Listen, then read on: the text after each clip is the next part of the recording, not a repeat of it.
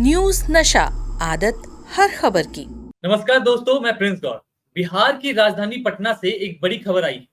कल जब काफी ज्यादा बारिश के बीच मुख्यमंत्री नीतीश कुमार अचानक से राजभवन पहुंच गए थे। नीतीश ने राज्यपाल राजेंद्र विश्वनाथ अर्लेकर से मुलाकात की थी। सीएम नीतीश के अचानक राजभवन जाने से सियासी हलचल काफी तेज हो गई है। राजनीतिक गलियारों में चर्चा हो रही है कि बिहार में कुछ नया होने वाला है। हालांकि अभी तक इस बात की जानकारी नहीं मिल पाई है कि नीतीश कुमार राजभवन अचानक क्यों पहुंचे थे। इस पर हम वरिष्ठ पत्रकार चंदन जी से जानेंगे कि आखिर बिहार की राजनीति में क्या कुछ घट रहा है। आपका बहुत बहुत स्वागत है चंदन जी। नीतीश कुमार अचानक राजभवन पहुंच जाते हैं और राज्यपाल से मिलते हैं, इसके क्या मायने हो सकते हैं? जी प्रिंस जी, देखिए यही जो मैं हमारी चर्चा में जो हमने कल भी बात की है कि जो एक कयासों का दौर शुरू हो जाता है बिहार में, बिहार की राजनीति में फिर हर जगह खबरें यही चलने लगती कि मुख्यमंत्री अचानक से राजभवन पहुंचे। मुख्यमंत्री क्या करते हैं, राजभवन अचानक से अपने मुख्य एक आने मार्ग से निकलते हैं, जाते हैं 40 मिनट 50 मिनट बैठ के बाद, मतलब जो भी अपनी मीटिंग्स हो या जो भी हो वो आ जाते हैं। लेकिन तब तक पूरे बिहार में क्या पूरे देश में खबर फैल जाती है कि नीतीश कुमार अचानक से वो चले गए मिलने के लिए। अब इसके पीछे वो क्यों गए, क्या गए, ये किसी को पता नहीं रहता है कि वो क्यों गए। तो ये हमेशा से इनकी स्टाइल ऑफ पॉलिटिक्स उनकी यही रही है कि जो भी उनके साथ रहते हैं वो उनको हमेशा ऑन द टेंटर हुक, आप जिसको कहते हैं ना कि हमेशा एकदम टो पे खड़े रखना कि भाई क्या होगा कोई अंदाजा नहीं है। और जो हमने कहा कि ये एक तरह का जो अब उनके लिए मसाला था, जो जो ये रोज यूट्यूब में चैनल्स पे जो आजकल सोशल मीडिया में जो रोज खबर बना के चलाते हैं नीतीश कुमार अब पलटे कि तब पलटे, तो उनके लिए जो है मानो समझो कि एक तरह से मसाला मिल गया उनको और वो फिर शुरू हो जाते हैं कि अब नीतीश कुमार चले गए राजभवन और राजभवन में। तो लेकिन देखिए हुआ क्या, अब जैसे कल ही का एग्जाम, कल गए वो करीबन कहते हैं कि 40 से 45 मिनट की मुलाकात हुई, लेकिन वो फिर आ गए और सब कुछ ही होगा। तो आखिर इस तरह हुआ क्या, कुछ नहीं हुआ, रिजल्ट तो कुछ नहीं हुआ ना। जिस तरह के वो कयास लग रहे थे कि अब नीतीश जी जो है शायद पाला बदलने वाले हैं, फिर से हुआ था कि आज कल में कुछ भी हो जाए, लेकिन अब फिर कल चले गए तो उससे फिर और जोर हो गया कि शायद वही। लेकिन लोगों को जो जानते उनकी राजनीति को, नीतीश कुमार जी के स्टाइल ऑफ पॉलिटिक्स उनका यही है कि गए वो, उनको जब पाला बदलना होगा तो वो जो है थोड़ा एक आ जाता है कि अब जब बदलना होगा वो तभी बदलेंगे, ऐसा नहीं कि वो पूरा बता के बदलेंगे। और वो जाना ही था अचानक। अब गवर्नर हाउस में क्या करेंगे, गवर्नर भी तो अब बीजेपी के ही है ना, भले वो अभी गवर्नर के पद पे, लेकिन रहे तो बीजेपी के हैं, संबंध उनका बीजेपी से ही है। तो वहां जाकर ऐसा तो है नहीं कि वो कोई प्लान करेंगे या वहाँ, तो वही कह रहा हूँ और हुआ भी वैसा ही जैसा कि हम लोग शुरू से करते रहे। तो इसके पीछे वही कि स्टाइल ऑफ पॉलिटिक्स उनका है कि वो जिसके भी साथ रहते हैं उनको वो हमेशा टो पे रखते हैं कि देखो, मतलब आप हमको हल्के में मत लो, मैं कुछ भी कर सकता हूँ, कभी भी कुछ भी कर सकता हूँ।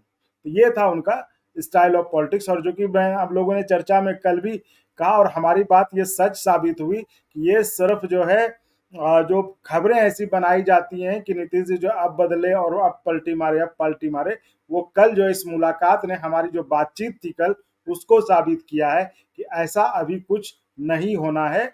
मतलब आजकल में ऐसा कुछ नहीं, ना होने को तो कुछ भी हो सकता है, लेकिन ऐसा अभी नहीं लग रहा है कि ऐसा कुछ होगा, और वही कल हुआ।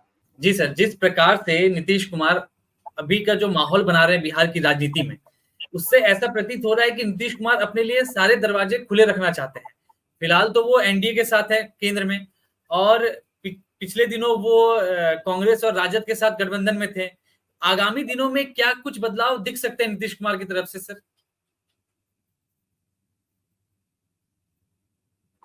जी आप देखिए, अगर आप पिछले कुछ दिनों को, पिछले एक साल का ही जो वाकये हुए हैं, जिस तरह के मतलब इंसिडेंट्स हुए हैं, जो घटना घटित, उसको अगर आप ध्यान में रखें, कैसे देखिए नीतीश कुमार जब थे आरजेडी के साथ, महागठबंधन के साथ थे, लेकिन वो आ गए दिल्ली में भारत मंडपम में, वहां पे मोदी जी के साथ मिले, वो तस्वीरें वायरल भी है ना। तो ये उनका स्टाइल रहा है कि जब वो जिसके साथ रहते हैं ना, तो वो कभी भी मतलब उनको कभी ये नहीं रखते कि हमको इसके पास नहीं जाना, उसके पास नहीं जाना।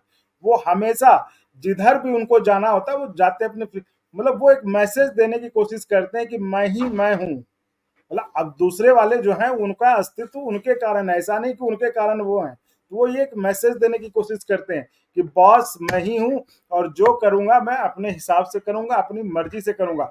आप देखिए जब भी वो पलटी मारते हैं, जब भी सरकार में जो है अपने जो सहयोगी पार्टनर का बदलाव होता है, तो यही एक मैसेज वो देते हैं, जो कन्वे करने की कोशिश करते हैं कि बहुत बहुत दबाव आ रहा था इसलिए हमने चेंज कर लिया।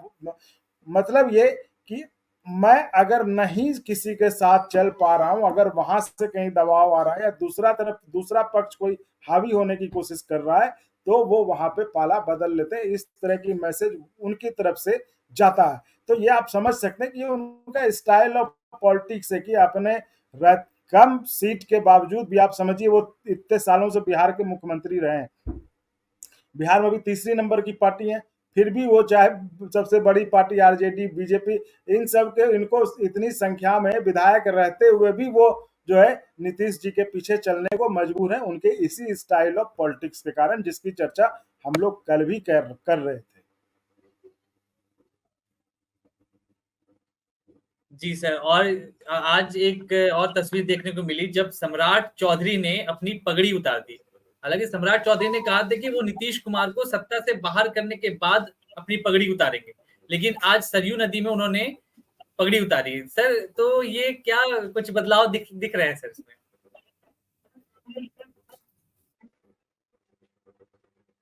क्या क्या क्या क्या इसमें क्या दिख रहा है बदलाव? जी जी, बदलाव जो सम्राट चौधरी की तरफ से जो बदलाव दिख रहा है नीतीश कुमार को लेकर, पहले वो सत्ता से हटाने की बात करते थे, देखिए ये अब तो वो देखिए ये नीतीश तो एक कुमार के बड़ी साथ अजीब मतलब मुख्यमंत्री अजीब बने स्थिति हुए थी हैं। ना। वो उन्होंने पगड़ी जी ही जी। बांधी थी कि हम जब मुख्यमंत्री को हटा देंगे गद्दी से तभी ये पगड़ी खुलेगा। उन्होंने यही कसम खाई थी, यही एक तरह से उन्होंने जो सौगंध लिया था। और उसके बाद वो उनके साथ रहते हुए, वो उनका डिप्यूटी रहते हुए जो अब पगड़ी बांधे रहते थे हमेशा, तो गठबंधन के लिए तो बड़ी अजीब स्थिति, हास्यास्पद स्थिति थी। तो एक तरह से ये उनके लिए भी अच्छा हुआ कि सम्राट चौधरी भी अब पगड़ी से मुक्ति पा गए, और उनको भी पता है कि अब जो ऐसा कुछ होने वाला नहीं है नीतीश जी के खिलाफ। मतलब पार्टी में देखिए जब विपक्ष में रहते हैं तो बोलते हैं खूब खिलाफ, लेकिन अब हैं तो देखिए कैसे साथ में पीछे एकदम पीछे भाई उनके डिप्यूटी बन के खड़े तो रहते हैं ना। अब बताइए वही आदमी डिप्यूटी बन के खड़े हैं जिन्होंने पगड़ी बांध ली थी, कि शपथ ले ली थी कि हम इनको हटा देंगे तभी हम पगड़ी खोलेंगे। तो उनके लिए भी एक तरह से कहिए कि ये सम्मानजनक एग्जिट था कि हमने जाके अपना पगड़ी उतार दिया मंदिर में जाके। लेकिन अगर उनसे कोई पूछे कि आखिर आपने जिस चीज के लिए पगड़ी पहना था वो तो पूरा नहीं हुआ, ये तो है ना कि पगड़ी जिस चीज के लिए उन्होंने धारण किया था वो तो नहीं हुआ। तो वही कह रहा हूँ, तो ये सवाल है कि आखिर जिस चीज के लिए आपने पगड़ी धारण किया था वो हुआ कि नहीं, वो हासिल हुआ कि नहीं। तो इसलिए मैं बार बार कहता हूँ कि नीतीश जी राजनीति में, वो हमेशा बिहार की राजनीति में वो हमेशा ये साबित करना चाहते हैं कि बॉस मैं हूँ वहां का। जैसे एक समय था, और जब कहते हैं ना कि बिहार में जब तक समोसे में रहेगा आलू, बिहार में रहेगा लालू, उसी तरह वो शायद उसको निगेट करने की कोशिश करते हैं कि भाई बिहार में हम हैं तो हम ही रहेंगे, और हम जिसके साथ जाना होगा हम जाएंगे, और वो भी अपनी मर्जी से।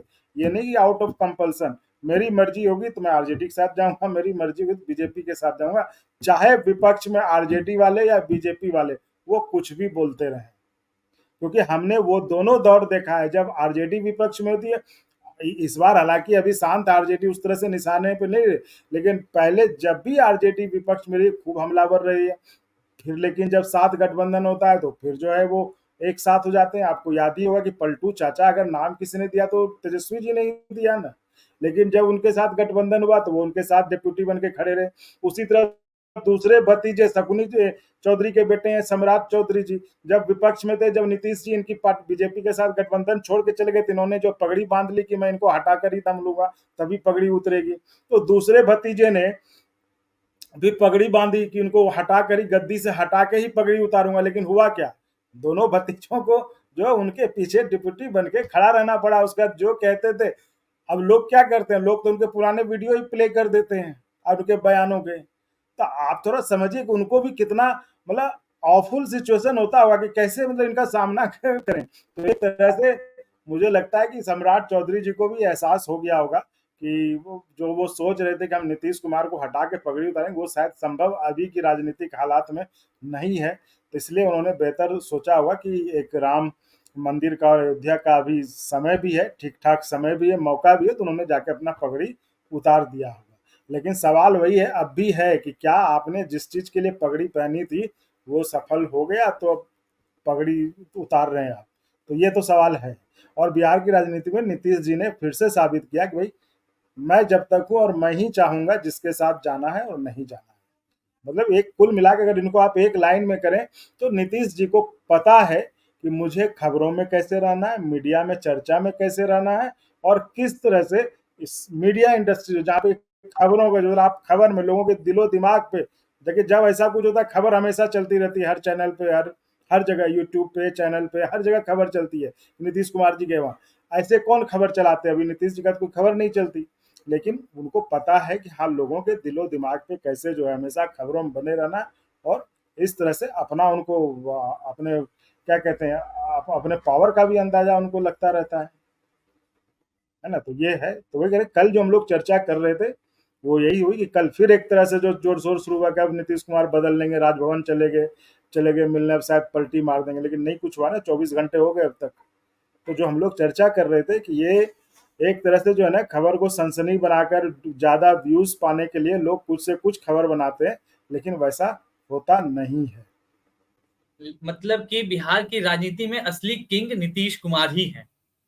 जी लग तो यही रहा है, मतलब लग क्या रहा है भी।